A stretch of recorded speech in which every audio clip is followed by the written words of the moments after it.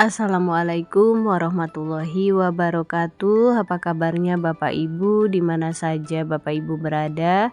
Semoga Bapak Ibu semua selalu dalam keadaan sehat walafiat. Nah, Bapak Ibu berjumpa kembali pada channel YouTube Desti Hidayat, dan di video kali ini untuk informasi yang akan saya sampaikan berjudul Tambahan penghasilan ASN dinilai muluk-muluk. Kenaikan gaji berkala P3K saja tak merata. Nah, Bapak Ibu, kira-kira bagaimana informasi lengkapnya? Bapak Ibu dapat mengetahuinya dengan menyimak video ini hingga selesai. Namun Bapak Ibu, sebelum kita ke informasi lengkapnya, ada baiknya Bapak Ibu terlebih dahulu klik tombol subscribe dan juga nyalakan tombol loncengnya agar Bapak Ibu tidak ketinggalan info-info berikutnya. Dan nantinya jika dirasa informasi ini bermanfaat, Bapak Ibu dapat share agar tersampaikan kepada yang membutuhkan. Baik Bapak Ibu, mari kita ke informasi lengkapnya. Tambahan penghasilan ASN dinilai terlalu muluk-muluk. Kenaikan gaji berkala yang seharusnya diterima P3K 2 tahun sekali, realisasinya tidak merata. Nah, Bapak Ibu, untuk diketahui bahwa ada daerah yang sudah memberikan, banyak malah belum merealisasikan hingga saat ini dengan alasan minim anggaran. Ketua Perkumpulan Pendidikan dan Guru P2G Kabupaten Blitar, Sri Haryati mengungkapkan, tambahan penghasilan bagi ASN P3K maupun PNS hanya angin surga. Realisasinya selalu terbentur anggaran dan kebijakan kepala daerah. Bagaimana ada tambahan penghasilan, wong sudah hampir 4 tahun saja belum ada kenaikan gaji berkala, kata Sri Haryani kepada JPNN pada Selasa 24 Juni. Dia mengungkapkan P3K Kabupaten Blitar dari angkatan 2021 yang ikut tes tahun 2019 dan angkatan 2022 yang hampir 4 tahun hingga hari ini belum menerima kenaikan gaji berkala. Padahal daerah-daerah di sekitar Kabupaten Blitar saja sudah mendapatkan KGB. Kondisi tersebut menurut Sri membuat P3K bertanya-tanya mengapa hak-hak mereka tidak sama. Kemudian Bapak Ibu, dia menyarankan pemerintah pusat sebelum mengeluarkan ide untuk tambahan penghasilan ASN P3K, dorong Pemda melaksanakan kewajiban menunaikan KGB. Realita di lapangan, P3K tidak setara PNS loh. Inilah yang menjadi PR bagi pemerintah untuk membuat regulasi menyamakan hak-hak mereka sebagai ASN, tegasnya. Sebelumnya Bapak Ibu, BKN mendorong Pemda memberikan tambahan penghasilan bagi ASN P3K dan PNS. Oleh karena itu, BKN minta penerapan sistem kelas jabatan untuk transparansi pemberian TPP. Deputi Bidang Pembinaan Penyelenggaraan Manajemen ASN BKN, Herman, menyampaikan sejumlah poin penting terkait pemberian TPP melalui sistem kelas jabatan.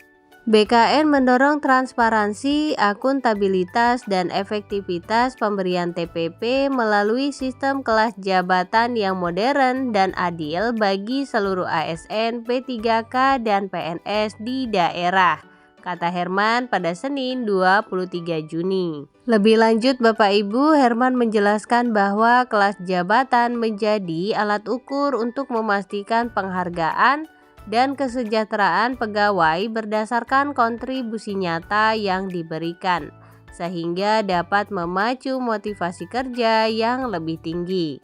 Hadirnya sistem kelas jabatan memungkinkan optimalisasi sumber daya manusia dengan evaluasi jabatan yang menghasilkan nilai, bobot, dan harga jabatan yang tepat. Hal ini juga berkontribusi pada efisiensi anggaran, karena memberikan penghargaan menjadi lebih terukur dan transparan, ujarnya. Kemudian Bapak Ibu, Herman juga menegaskan bahwa kelas jabatan berperan sebagai panduan pengembangan karir ASN P3K dan PNS dengan pemberian penghargaan yang berbeda sesuai tingkat jabatan. Dalam konteks tatanan operasional, ia menggarisbawahi pentingnya instrumen seperti analisis jabatan, peta jabatan, dan evaluasi jabatan sebagai fondasi penentuan kelas jabatan. Selain itu, desain penilaian kerja yang objektif serta transparansi dan akuntabilitas menurutnya menjadi pedoman utama dalam pemberian penghargaan tersebut.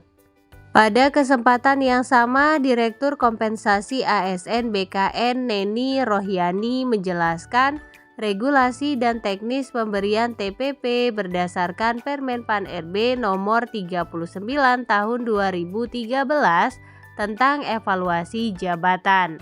Evaluasi jabatan merupakan proses sistematis untuk menentukan kelas jabatan melalui penilaian faktor-faktor jabatan yang spesifik. Evaluasi jabatan menjadi dasar dalam sistem kompensasi internal, benchmark terkait gaji dengan pasar, serta model jenjang karir dan suksesi kepemimpinan.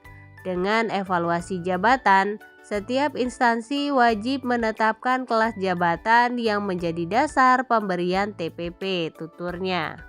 Menurut dia, penempatan pegawai pada kelas jabatan disesuaikan dengan kualifikasi dan kompetensi sesuai prinsip meritokrasi.